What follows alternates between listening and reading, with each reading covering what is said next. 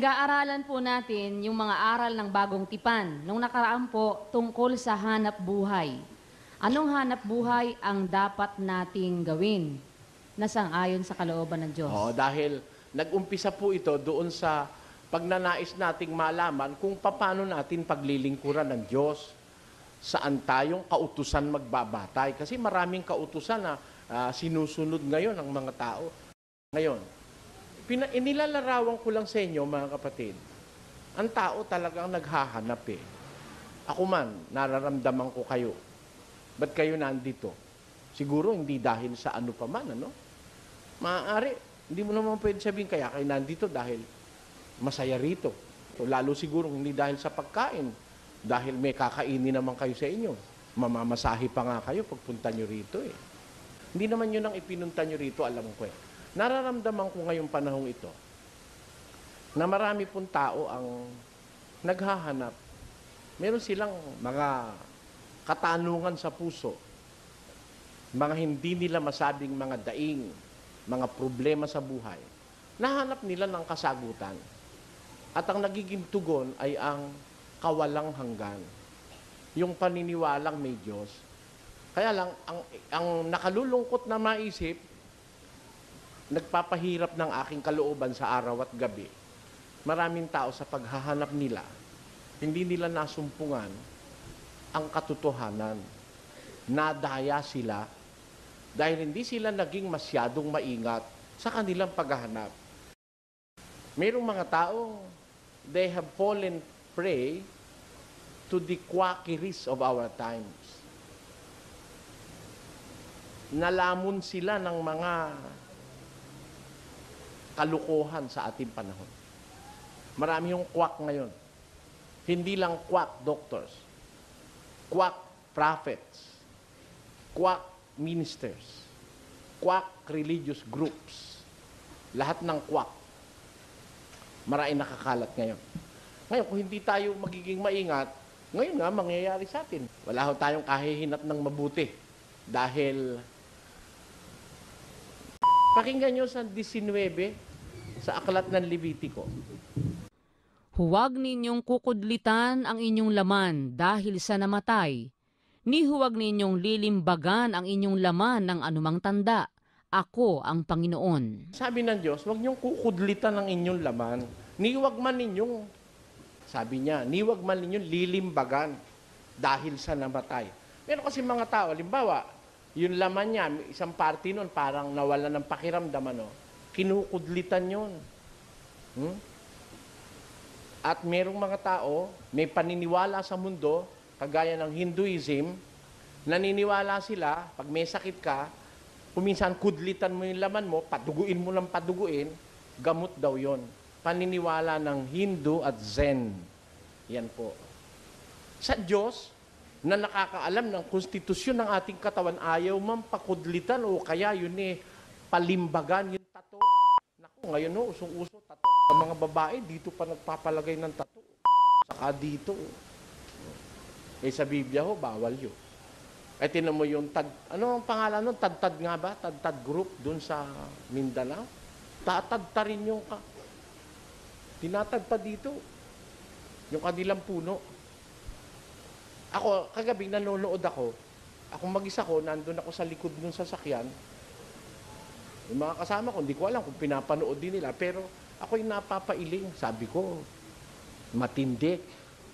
Kawaawa, maraing kababayan. Siguro, kung i-imaginein mo hanggang sa kabila ng ating bansa, doon sa iba pang panig ng mundo, lalo na kung magugulantang ka sa dainong mga kulto, mga relihiyon, na talagang nahaligaw ng kanilang paniniwala. Yan po ang layo natin. At dito sa panahon ito, kaya po lang ako nagbabibigay ng ilang pananalitang ito para sa mga marami po tayong first-timers baka hindi nila alam masyado itong ating ginagawa. Kaya parang kung ako'y nag-i-introduce lang sa kanila kung anong ginagawa natin dito. Hindi tayo nagkukulto rito. Wala tayo ritong mga kulo-kulorum na mga kung ano-anong mga pinagagagawang meron tawag nila dun yung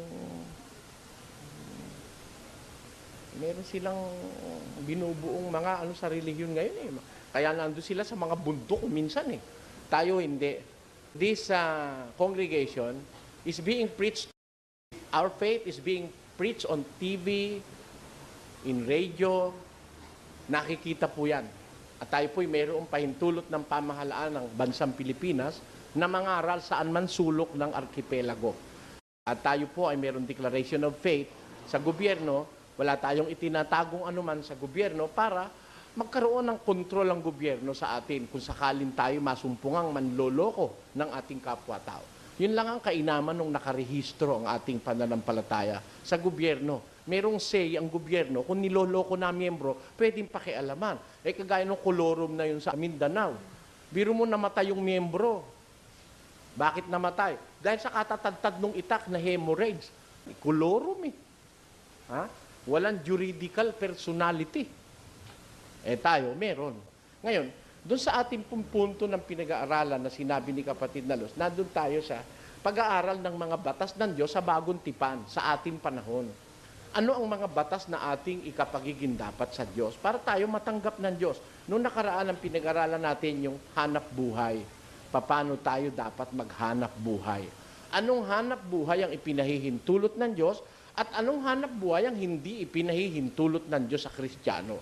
Nakita natin noon na ang isang hanap buhay na hindi pwede sa atin ay yung, kubrador ng wetin, o kaya Kristo sa sabong, o kaya balasador ng baraha sa kasino, o kaya yung kwekong. Alam niyo ba yung kwekong? Yung ahente ng babae. Kwekong ang tawag doon. Hindi ho pwedeng hanap buhay din natin yung GRO na sinasabi sa mga club na guest relation officer. Mamayang konti entertainin mo yung guest, ayayin ka sa kwarto, pwede na. Bawal ho sa atin yon. Sa bagong tipan, ayaw ng Diyos na ang Kristiyano'y maging kasangkapan ng kalikuan sa kapwa. Sabi sa 13 ng Roma na gusto kong basahin uli natin ngayon, pakinggan niyo po ang nakasulat. At huwag din naman ninyong ihandog ang inyong mga sangkap sa kasalanan na pinakakasangkapan ng kalikuan. Ayun. Huwag nyo ihahandog ang inyong sangkap, ang inyong mga katawan sa kasalanan na pinakakasangkapan ng kalikuan. Kaya kahit kikita tayo ng pera, kung ang atin namang mga sangkap ng kataway mahahandog, mahahain sa hindi katwiran ng Diyos, ay masama po yun. Kaya dito sa atin, sabi ng born again, bawal daw magsigarilyo. O, bawal, palagay mo, bawal. Bakit kayo nagtitinda ng sigarilyo? Pag bawal, wag mong ititinda. Sabi nyo, bawal maglasing. Ba't may pagawaan kayo ng alak? Kinukonsinti naman ng pastor. O, di ba? Tinatanggap naman yung abuloy. Biro mo, bawal lang magsugal. Tatanggap ka sa pagkor ng pera. Gagamitin mo sa pananampalataya. Mali. Bawal pala maglasing. Masama ang lasing. Bakit ikaw nagtitinda ng alak? At lalo na, bakit pumayag kang yung miyembro mo, yung manufacturer ng pinakamaraming alak sa Pilipinas? Mga agwa di pataranta. Bakit iniwan ng pamilya? Nagbarkada, nagdrugs, nagulo. Diyan nagugulo mundo Tingnan ninyo. Maghanap kayo sa Saudi Arabia ng isang pagawaan ng alak kung may makita kayo. Isa sa mga problema ng lipunan, nalutas nila. Alin yon? Yung walang manufacturer ng alak, walang disco house, walang bar. O di nabawasan ang sakit ng ulo ng mga tao? Diyan sana idudulot na yan. Tayo, sabi natin, Christian country tayo. Pagkatapos, pumapayag tayo na ang miyembro ng isang relihiyon maging dealer ng alak na ikasasama ng kalagayan ng kapwa. Kaya sa ating pananampalataya, kung kayo po'y nag-iisip, sa amin bawal yun Merong inumin ng tunay na lasenggo, merong mga kung ano-anong mga inumin dyan. Extra dry, extra strong. Marami inumin ngayon, nakakataranta sa buhay ng tao. Kaya marami, natataranta talaga, makainom yan Hindi na nga alam kung sino asawa niya pag nakainom di ba? Kaya, yan, mga klase ng hanap buhay bawal sa atin. Ngayon, alam na natin yung masamang hanap buhay. Puntahan natin yung hanap buhay na nakasang-ayon sa kalooban ng Diyos. May nagtanong kasi sa akin kagabi, Bawal daw ba magnegosyo? Masama raw ba ang perang kinita sa negosyo o business? Ayon. Yan ho'y masasakop ng ating pag-aaral ngayong gabi. At anong business ang payagan Diyos? Hindi naman masama ang business per se. Ang business ay isang uri ng hanap buhay. Isang uri ng profesyon. Pag ikaw ay businessman. Di ba? Ngayon, pero ang masama, anong klaseng business? Baka monkey business. Ano ba business mo? Business ko mag-alaga. Ano inaalaga mo? Pugo? Hindi ka. Chicks. Kukunin ko sa probinsya, papagandahin ko. Pag maganda na, bebenta ko. 30,000 isa na. Tama. Yun ang alaga. Yun ang kanya. Yun ang aho sa madaling sabi ang salita, kwekong. O, sa Pasay, tawag doon kwekong. Nakaabang doon sa may libertad.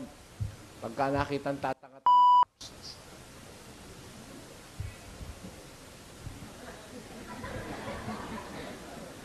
paglapit mo, gusto mo babae? Ha? Wala kang malay. Ano babae? Babae. Ano gusto mo? Morena, maputi, mataba, payat. Ay, pag wala kang malay, mamimili ka na. Halika, papasok ka doon sa iskanita. Bibigyan mo siyang 500. Okay na yun. Tanyo. Pangyayari yon sa ating sosyedad. Ginagawa ng mga tao ngayon yun. And I have to be informed.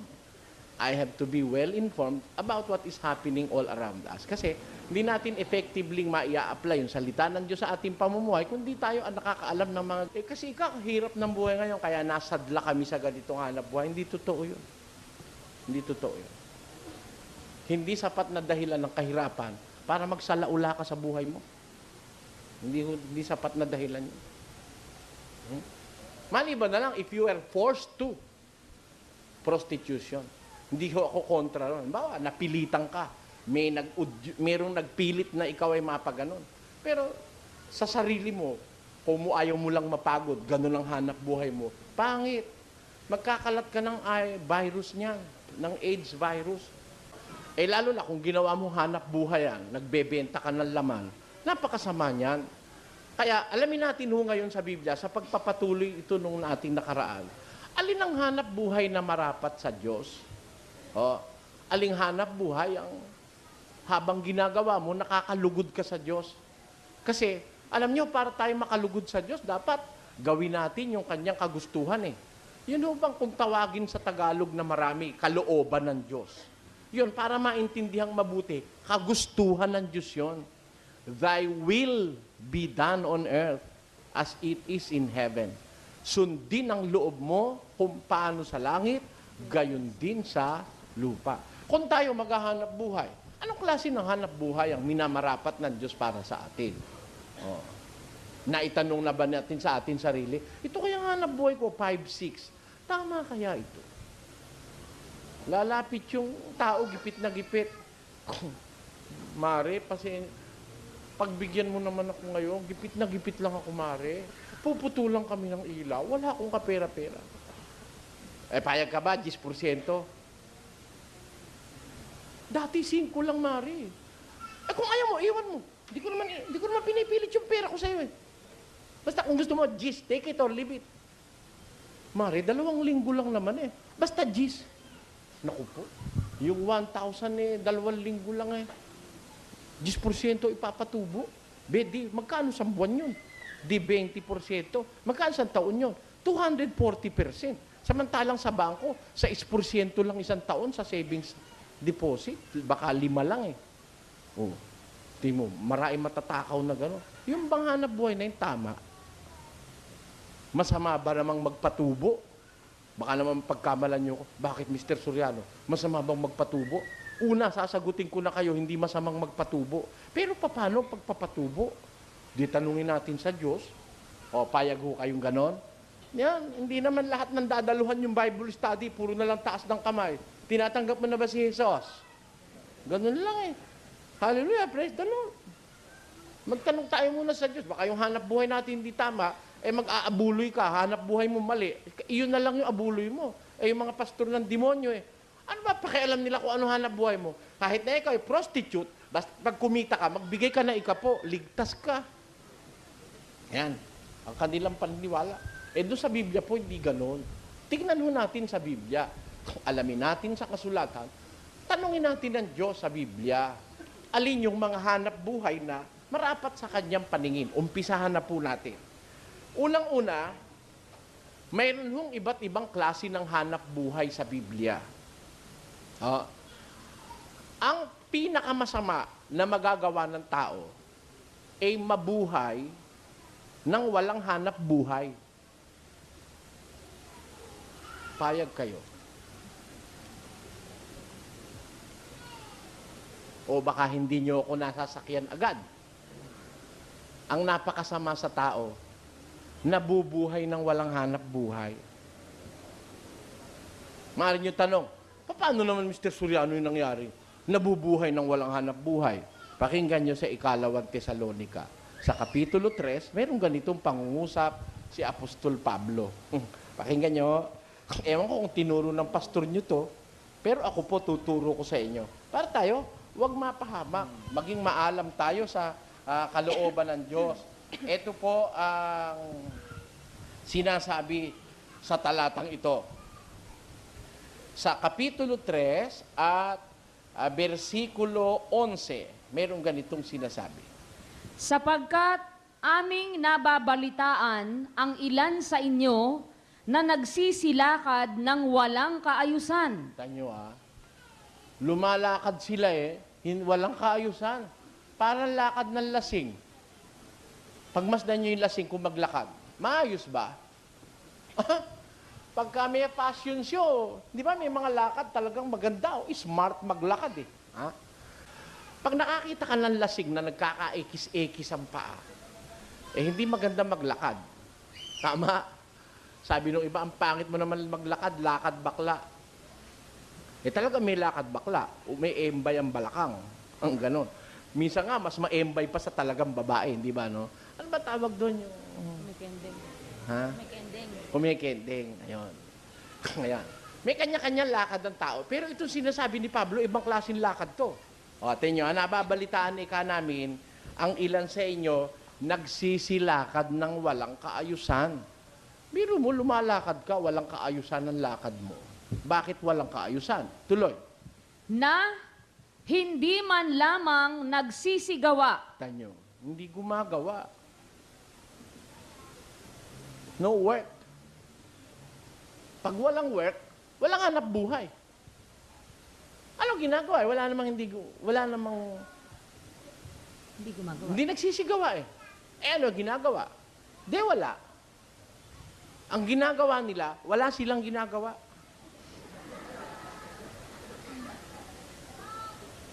Di ba? They are doing nothing. Di ba? Sila'y lumalakad ng walang kaayusan at hindi man lamang nagsisigawa. Paano nabubuhay? Hindi naman pala gumagawa. No work. Tuloy natin ang basa. Kundi mga mapakialam sa mga bagay ng iba. Ayun. Meron tao nabubuhay sa pakikialam sa bagay ng iba. Yung hindi kanya, doon siya dumara. Doon siya nakakaraos. Nakakita na ho kayo ng malaking puno ng mangga na nakahapay? Siguro marami sa atin nakakita na. Nakakita na kayo ng dapo. Dapo. Doon sa malaking puno ng mangga. Nakakita na ho kayo ng kabuti. Yan ay mga parasite. Nabubuhay sa katas ng iba. Merong ganyan hong klase ng mga halaman. Yung dapo, nabubuhay siya sa sustansyang nasisip-sip niya mula sa katawan ng puno na kanyang dinapuan. Ang tawag po sa karaniwang pangungusap noon, orchids. Yang mga orchids, isang uri ng halamang dapo na nabubuhay doon sa katas at sustansya ng kanyang dinapuan, yung host tree. Doon siya nabubuhay. Gayon din naman yung kabuti. Nabubuhay siya doon sa katas ng iba. Ganon. Parang linta. Kakita na kay linta. Nakagat na ho ba kayo ng linta? Nakakadiri yun Yun, naninipsip ng dugo ng may dugo. Kaya lang siya tataba pag nasipsip niya yung dugo ng may dugo. Maaaring dugo ng kalabaw, dugo ng baka, o dugo ng taong tatanga-tanga. Tumataba siya. Ano po ang ibig kong sabihin sa sinasabi kong ito? Merong ganitong pangyayaring nasaksihan ng mga apostol ng una sa kanilang pakikitungo sa maraming mga tao. Sabi nila, meron kaming nakitang mga tao, nababalitaan, na lumalakad sila walang kaayusan. At hindi man lang nagsisigawa, kundi mapakialam sa mga bagay ng iba. O ano ngayon ang sabi niya? Tuloy natin. Sa mga gayon nga ay aming iniuutos at ipinamamanhik sa Panginoong Hesukristo na sila'y magsigawang may katahimikan at magsikain ng kanilang sariling tinapay. Kita nyo, masama pala yung kakain ka, tinapay ng iba kakainin mo. Sabi ng Diyos, sa mga gayon ay aming iniuutos, sabi ng mga apostol galing sa Diyos yun, na sila'y magsigawang may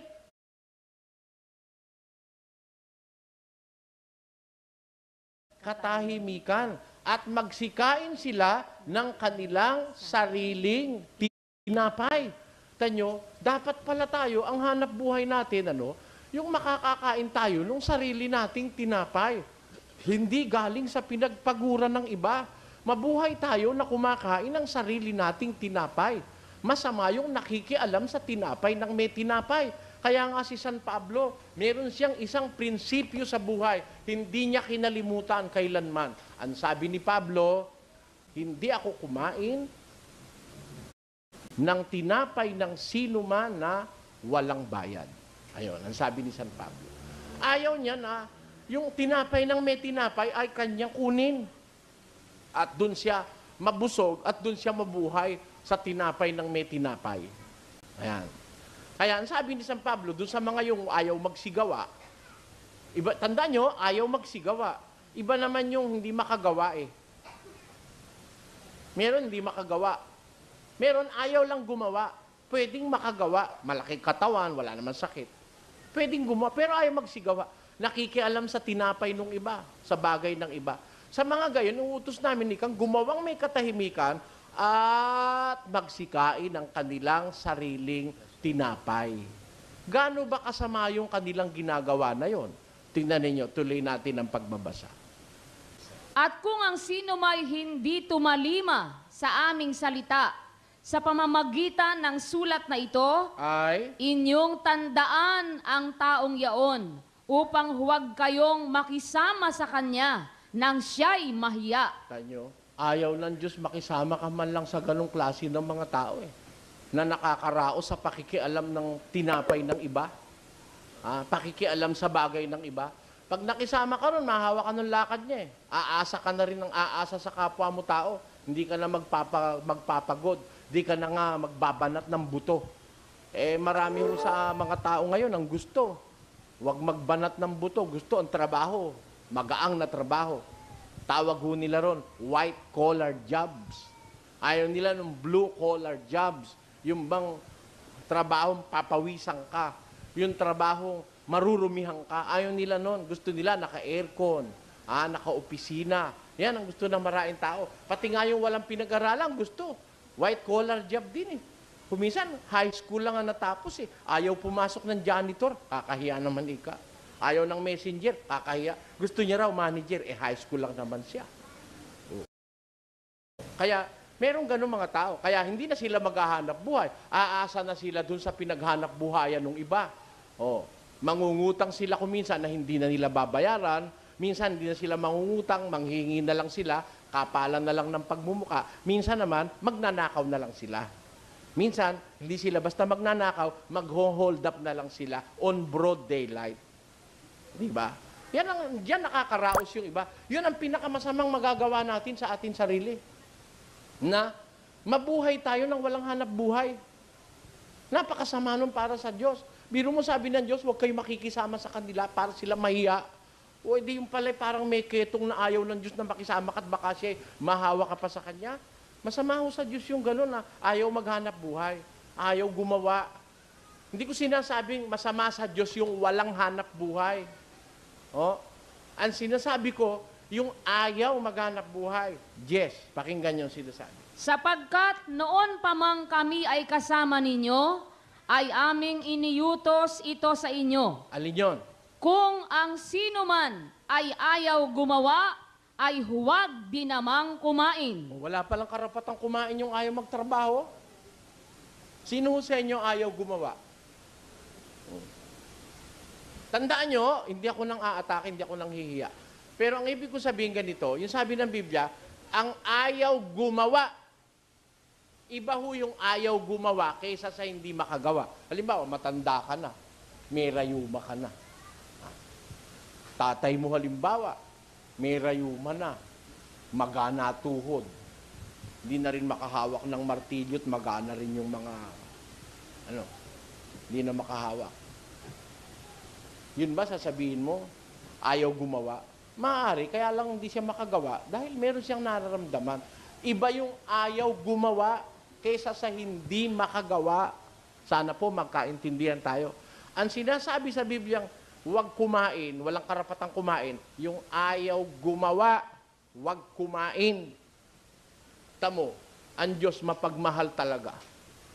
Ha? Sabi mo, ang lupit naman ng Diyos kung ayaw gumawa, huwag kumain. Oo. May lakas ka, halimbawa, wala kang sakit, ayaw mong gumawa, huwag kang kumain. Pabor sa'yo. Dahil kung makakagawa ka, malakas ka, wala kang sakit, kain ka ng kain, ng kain, ng kain, ayaw kang gumawa, dadating ang araw, hindi ka na nga makakagawa. Maninigas ka na. Maaalta presyon ka, mapaparalitiko ka.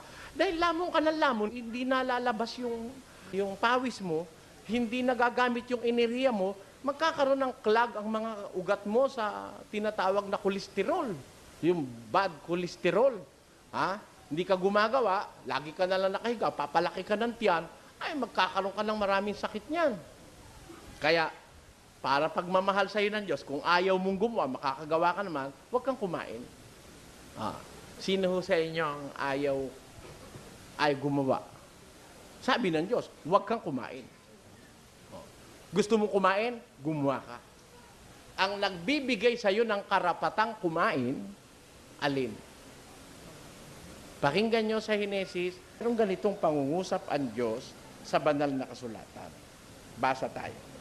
Sa pawis ng iyong mukha ay kakain ka ng tinapay, hanggang sa ikaw ay mauwi sa lupa, sapagkat diyan ka kinuha, sapagkat ikaw ay alabok, at sa alabok ka uuwi. Ano ang magandang formula ng Diyos sa buhay? Sa pawis ng mukha mo, manggagaling ang iyong kakanin. Therefore, hindi masamang kumain, pero kailangan pagpawisan. Ha? Kailangan pagpaguran ang kakainin. Kasi kung kain ka ng kain, di ka naman napapagod, mapapasama rin ang katawan mo. Maraming mga sakit na dadapo sa'yo. Biro mo, kain ka lang ng kain. Pero alam mo, kahit kumain ka ng kumain, kung trabaho ka naman ng trabaho, may karapatan ka, di ka mag-kain man ng kumain yun, hindi maaalta presyon yun. Kasi talagang pinapawisan eh. Yung mga trabahador, naghahalo na simyento, naghuhukay sa kalye, kumain man yun, may karapatang kumain yun eh. Pinagpawisan nila yung kanilang kinakain. At pag ang pag-uusap health o kalusugan, makikita mo, mas lalo kang malusog habang ikaw ay pagod. Alam niyo yung hindi malusog, yung kagaya ko. Ang pagod na pagod sa akin, ito. Yun ho, pagod na pagod. Kuminsan, hindi ka na makatulog dahil sabi nung apo ko, kung ba't ba ganun? Yung apo ko 7 taon. Tinuruan kami ni ma'am ng kanta. Paa, tuhod, balikat ulo. Paa, tuhod, balikat ulo. Paa, tuhod, balikat ulo. La la la la la la la la. Di, tapos na kami ko. Nasa bahay na ako. Kumakain ako, sinusubuan ako ni Nanang. Sabi nung isip ko, paa, tuhod, balikat ulo. At ayaw tumigil nung isip ko, kumakanta pa rin. Sabi ko, nararanasan na rin pala nung apo ko yun. Ako ganun din. Gusto ko lang matulog. I want to rest. Pero, May pagkakataong may umuukil-kil sa isip mo, ayaw siyang magpahinga. Naranasan nyo na ho yun. Kaya kung minsan, ang end nun, mental fatigue. Galing lang ho ako sa doktor ngayon. Meron ako ritong, tawag doon, yung gastritis. Masyado ka kasi maraming iniisip. Brother, sabi ni Dr. Ching, tin mo kayang katawan mo, pinapabayaan mo. May manas ho ako sa paa eh. Hanggang binti eh. Magpahinga ka, umuwi ka na ngayon, matulog ka maaga, bibigyan ka ng pampatulog. Paano kung matutulog ako? Di yung nag-aantay na tao sa akin. Sabi ko na sa'yo hindi mauubos ang taong naghihintay sa'yo, pero ikaw mauubos ka na, sabi niya. Pinipilit ako magpahinga na maaga. Paano ngayon? Di maghihintay ka ako yung mga tao dun sa Prisco.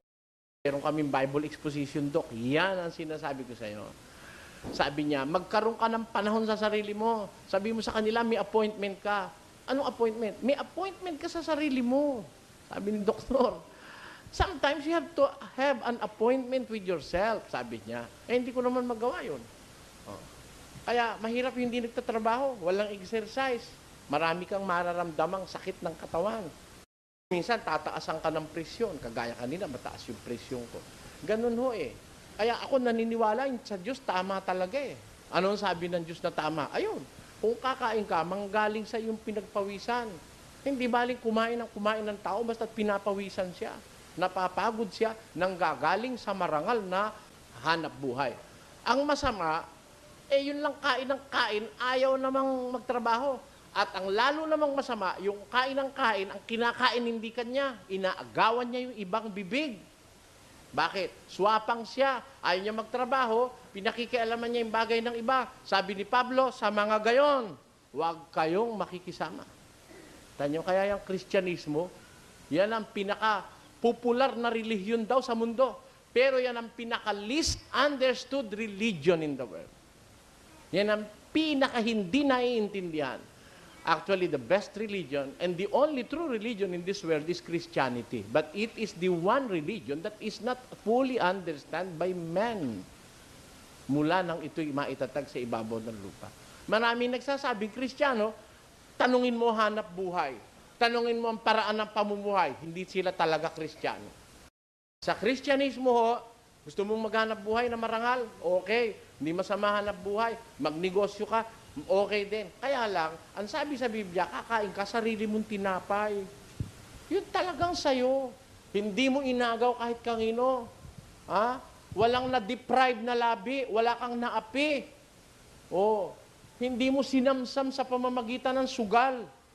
Hindi mo inagawan yung labi ng may labi, yung anak ng may anak na naghihintay ng sweldo ng tatay niya. Hindi mo inagawan yon. Hindi mo inagawan yung ibang pamilya na ikaw ay umalembong ka ng umalembong, makaraos ka lang, para sweldo ng lalaki bibigay sa asawa sa'yo napunta. Yan ang masamang hanap buhay. Sana maintindihan niyo ako. Palagi ko naintindihan niyo naman ako Sabi kasi sa Biblia, sabi, huwag tayong makikialam sa bagay ng iba. Yung kanila-kanila, yung iyo-iyo. At ikaw, hindi pwedeng wala. Tinanin yun, sabi ng Diyos sa Ecclesiastes. Ako ikaw, walang-wala. Mahirap pa ako sa daga. Sino nagsabi sa iyo mahirap ang daga? Ang yaman-yaman ng daga. Sino nagsabi sa inyong, saan kayo nakakita ng mahirap na daga? Wala pa kung nakikita ang dagang namatay ng gutom. Tatandaan niyo. Pero namatay dahil walang makain, walang dagang pinabayaan ng Diyos. Pakinggan niyo sa awit. Ganito ating mabasa. Meron bang sige, kayo humatol. Pagkabasa ko ng talata, kayo humatol. Pakinggan niyo, sabi sa Biblia. Ako'y naging bata at ngayoy matanda. Gayon may hindi ko nakita ang matuwid na pinabayaan, ni ang kanyang lahi man ay nagpapalimos ng tinapay. Bakit? Pakinggan niyo sa awit. Iyong binubuksan ang iyong kamay, at sinasapatan mo ang nasa ng bawat bagay na may buhay. Sabi ng Biblia, binubuksan ng Diyos ang kanyang kamay. At pagbubukas ng kamay ng Diyos, sinasapatan niya ang nasa ng bawat bagay na may buhay. May buhay ba daga? Bagay ba yung daga? Sinasapatan ng Diyos o hindi? Sapat. Wala nga ako nakitang daga nakadextrose, ano? Ha? Dahil may sakit? Wala. O, sige, mag-isip kayo. Kung may nakita na kayong daga na kaya namatay dahil sa gutom, ha? Saan kayo nakabalita ng langgam na namatay ng gutom? Wala. Tanyo? May mga ibon na tumitimbang ng 1 kilo. Alam niyo yon? Pagdating ng panahon, wala na silang makain, magmamigrate sila. Ano ho? Yung timbang nilang 1 kilo, kuminsan nagiging 1/2 kilo or 1/4 of a kilo. Payat na payat sila. Magmamigrate sila kasi magyeyelo na ron, wala sila makakain. Magmamigrate sila. Ha? Alin ang mas masarap lumipad? Kung ikaw ang ibon, payat ka o mataba? Kaya bago sila mag-migrate, payat na muna sila ng konti. At yung natitira pa nilang lakas, gagamitin nila sa pagkumpay. Magmamigrate sila. Ayun. Pagdating nila doon sa lugar na yon, tataba sila uli. Walang ibong namatay ng gutom. Ganon ang sabi ng Biblia. Sabi sa Biblia, ang ibon namamatay sa kalupitan ng tao. Ha? Sa kaganiran ng tao. Pero sabi sa Biblia, pag binuksan ng Diyos ang kanyang palad, sinasapatan niya ang pangangailangan, ang nasa ng bawat bagay na may buhay. Kaya dagaman, hindi mahirap eh. Bakit ikaw sinasabi mong mahirap ka pa sa daga? Walang mahirap na sa dagang masasabi tayo, walang mahirap na daga. Kaya ka naghihirap, hindi mo alam ang gagawin mo kasi paturo tayo sa Diyos. Ano ang gagawin natin? Para wag tayong maghirap na kagaya ng sinasabi, mahirap ka pa sa daga. Yung daga, kung yung butiki, hindi naghihirap yan Nasa bahay ng hari. Pakinggan nyo sa isang talata. Basahin natin. May 4 na bagay na maliit sa lupa. Maliit lang, hamak, list. Walang kwenta para sa paningin ng tao. Ano sabi ng Biblia? Ngunit lubhang mga pantas. Pantas sila. Bakit? Sino-sino yon? Ang mga langgam ay bayang hindi matibay, gayon may nag-iimbak ng kanilang pagkain sa tag-init. Kaya walang langgam na mamatay ng gutom Kasi nag-iimbak sila ng pagkain sa tag-init. Tamoy langgam, walang tigil ng hanap ng pagkain. Pag umulan, meron ka ba makita langgam na kalat-kalat dyan? Nakakita na kayo pag umuulat baha, kalat-kalat ang langgam? Hindi. Habang walang baha, nag-iipon na yun. Para pag baha, meron na silang pagkain doon. Ganyan ang maliit na langgam. Ano pa? Tuloy. Ang mga kuneho ay hayop na mahina. Gayon may nagsisigawa sila ng kanilang mga bahay sa malalaking bato. Mga kuneho, mahinang hayop yan. Hindi masyadong matatag na hayop yung kuneho. Sipain mo lang, wasak yan Pero ang kanilang bahay nasa mga malalaking bato. Ano pa? Ang mga balang ay walang hari. Gayon may lumalabas silang lahat na pulupulutong. Paglabas ng balang, milyon. Ubos ang tubo sa Pampanga. Walang hari yan. Maliliit yan. Pero napakalaki lang nagagawa niyan. Mga pantas yan. Ano pa? Ang butiki ay tumatanga ng kanyang mga kamay. Gayon may nasa mga bahay ng mga hari siya. Nasa mga bahay siya ng hari. Pati haring si Solomon, siya nagsabi niyan Nakita niya, pati bahay niya, napasok ng butiki. Pata nyo?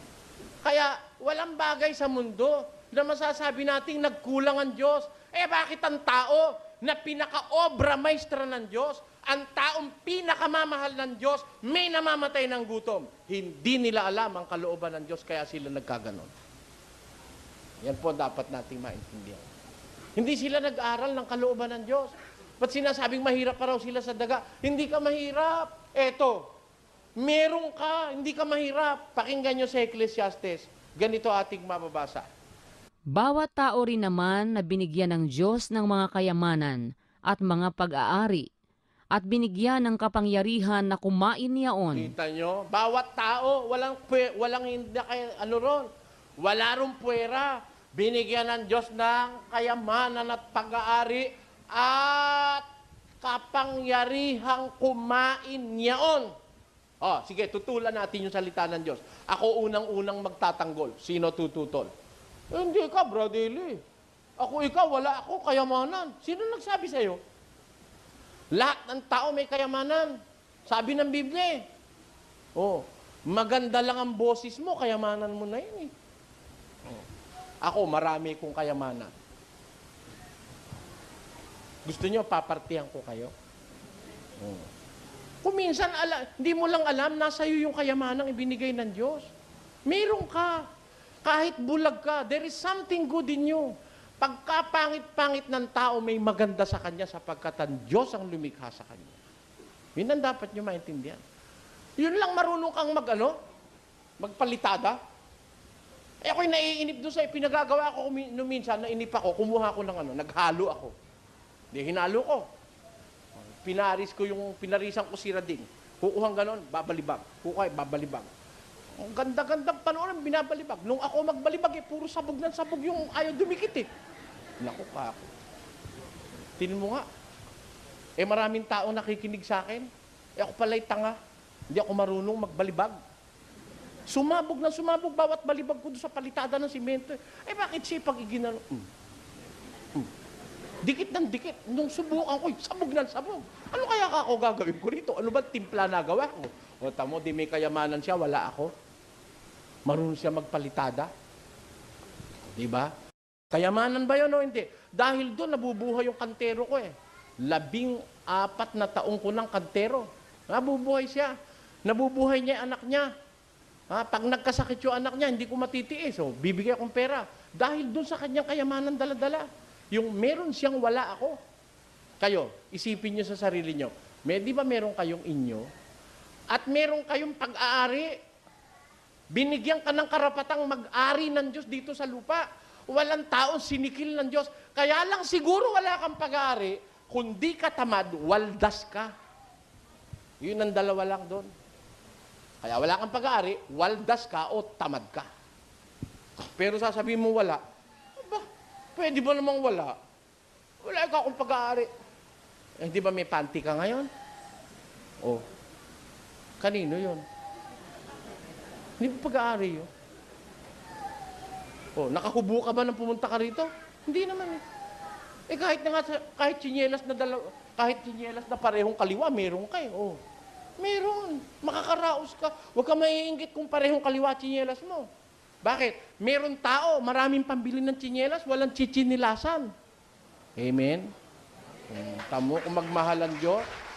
Kaya, hindi pwede mo sabihin nagrabyado ka sa mundo. Kaya ka lang naagrabyado, hindi mo alam kung anong gagawin mo. Nagkulang ng turo ang namamahala sa relihiyon mo. Pero kung maiintindihan mo lang ang plano ng Diyos sa buhay, ba't ikaw ako mahirap? Paano kung puro tayo mayaman? Sino magtatrabaho? Nga, magkakasinyaman tayo, pare-pareho tayo kagaya ni Don Soriano San Miguel. Bilyon-bilyon ng pera. Kailangan umakyat doon, maglalagay ng nung kuryente. Nung inilalagayan niya, ako natatakot eh. Baka ako mahulog mabali ang leeg nung... ako ba maglalagay doon? Hindi ko kaya yon. May maglalagay, payat siya. Meron payat siya. Alam niyo kung ba't payat? Mahirap siya. Wala siyang maraming makain. Hindi payat. Homo payat. Kahit umakyat doon, parang butiki lang. Hindi man lang umaalog yun dahil payat siya. Dahil sa kapayatan niya na yun, kumikita siya. Ngayon, halimbawa, si Don Soriano, papanikin mo ron. Hindi ho akong Don Soriano, yung lolo ko, yung may-ari ng San Miguel Brewery. Papanikin mo nga kung pumanik yun? Sige, uupahan kita, 5,000. Ano 5,000? Ani ko 5,000 mo, marami rin ako niyan. Nagbara yung kasilyas mo, tatawag ka ng tubero.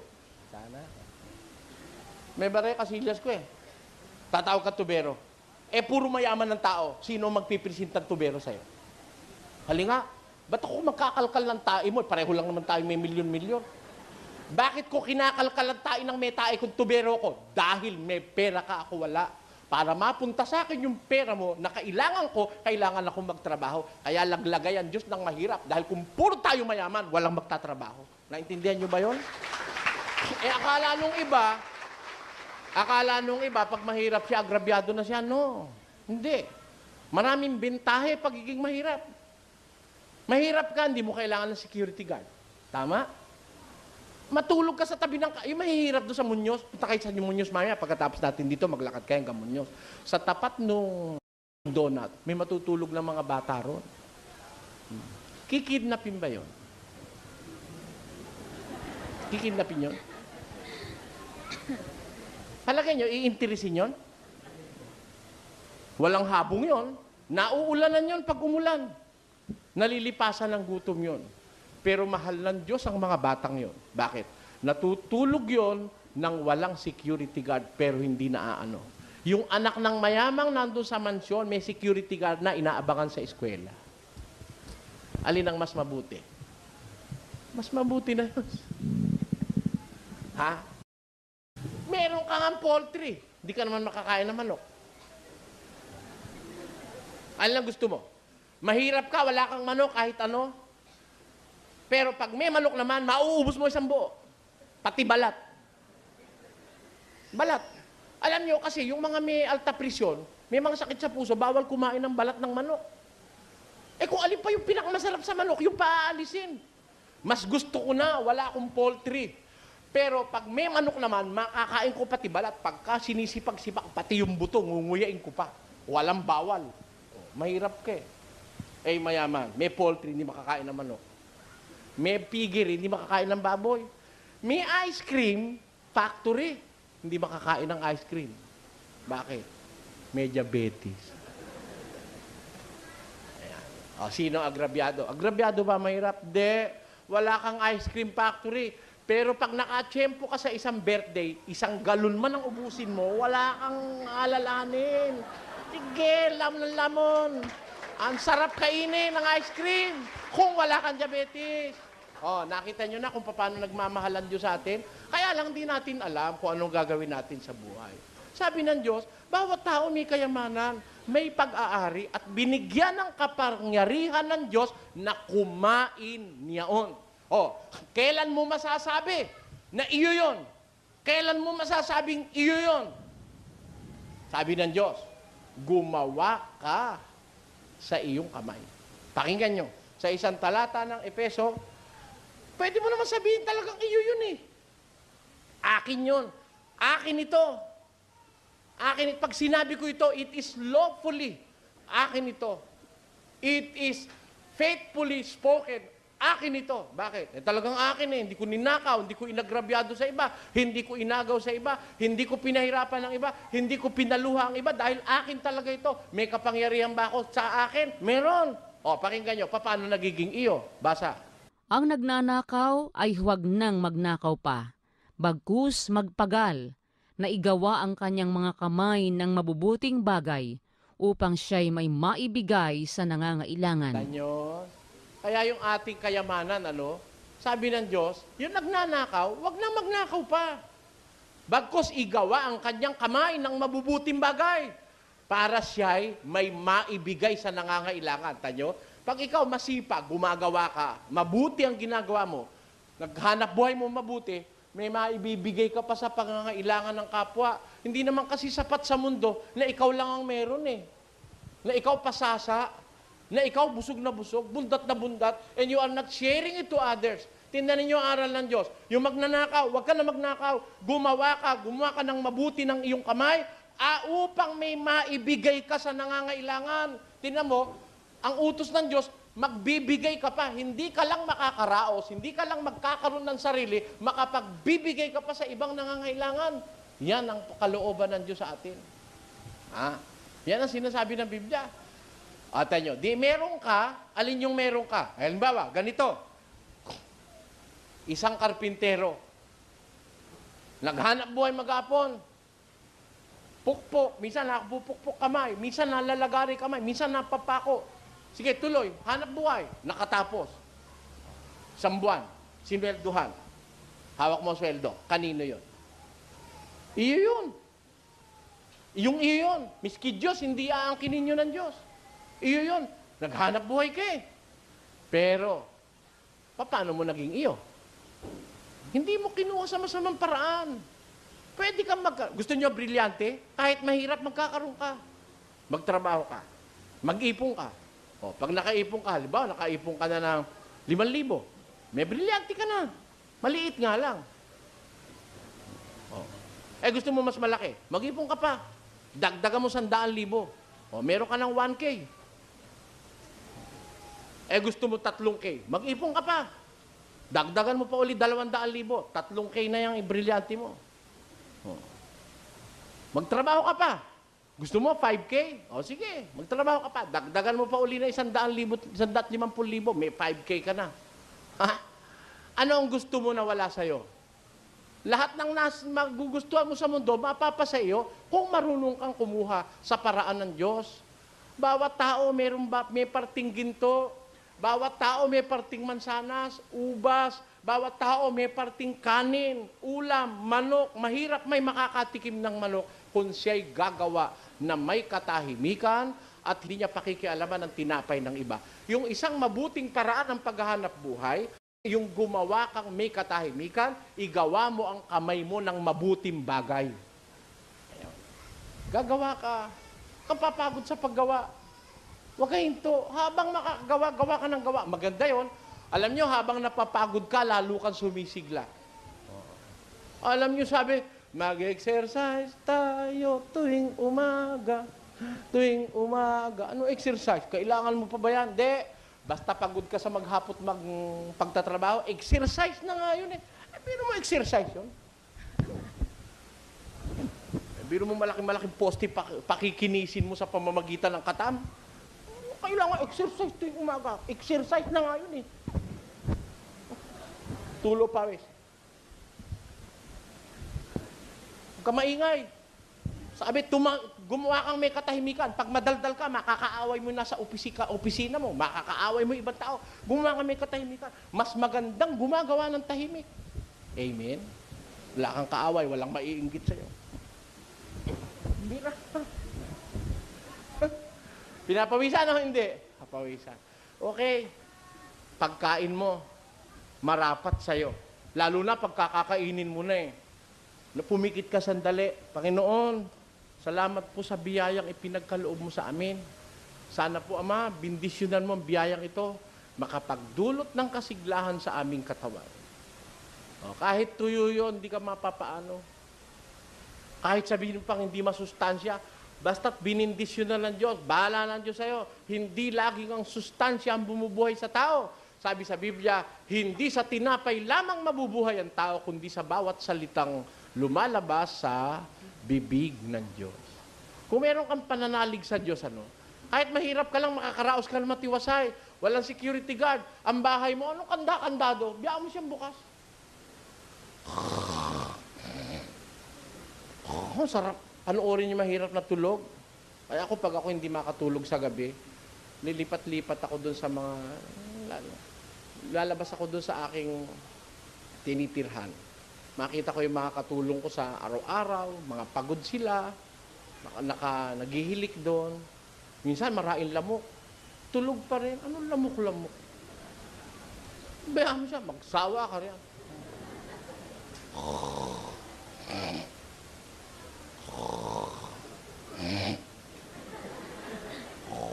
Ang sarap. Sarap ng tulog. Alam niyo sikreto? Basa. Pakinggan niyo.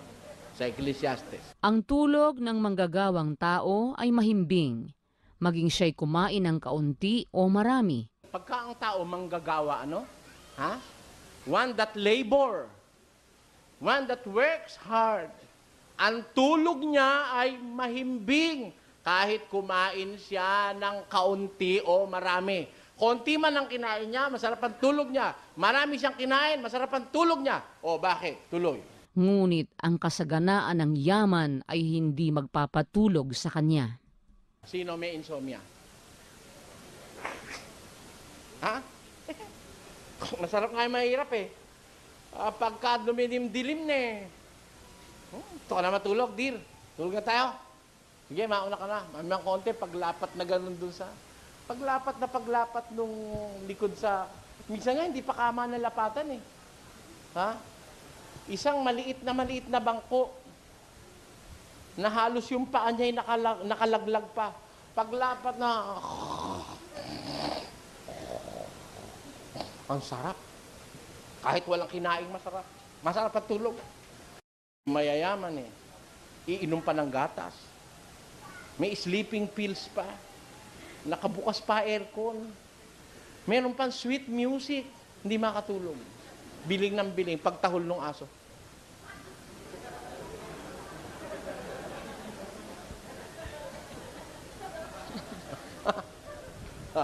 Kanyo, yan ang sikreto ng buhay. Ang sikreto ng mainam na buhay nasa Diyos. Walang nakakaalam nung kundi ang Diyos. Siya gumawa sa atin eh. Matuto ka lang makontento. Mahirap ka? Learn to be content of what you are and you will be contented. Di ba? Makontento ka lang kung ano ka. Kaya ako, ganun ang aking paniniwala eh. Gaya ni San Pablo, sa 4 ng Filipos, ganito ating mababasa. Marunong akong magpakababa at marunong naman akong magpakasagana. Sa bawat bagay at sa lahat ng bagay ay natutuhan ko ang lihim, maging sa kabusugan at maging sa kagutuman, at maging sa kasaganaan at maging sa kasalatan. Ayon. Marunong akong sagana. Marunong din naman ako mahirap. Marunong akong masalat. Marunong naman ako marami. O, tayo, kontento siya. O, pagka-kontento ka, may problema ka ba? Wala. Kano kita mo, Ika? 20 lang na. 20. 200 lang eh. O, kasya na yan. Pwede na yan. Bumili ka na lang Ika ng bukas ng galunggong. Magsaka-saka, mag-isang tayo munggo. Tama na yan. 13 anak eh. Paano pagkakasya yung 200? Kundi nga magmumunggo ka, o kaya tulya. Oo, okay na yun. Kakaraos na yun. Kaysa bibili ka nga ng karne, uutangin mo naman. Pagkatapos, pagkaraan ng 1 buwan, tatapatan ka ni Aling Kuala. Hoy, mga balasubas, tain na yung inutang nyo hanggang hindi pa binabayaran. Magsilabas nga kayo dyan!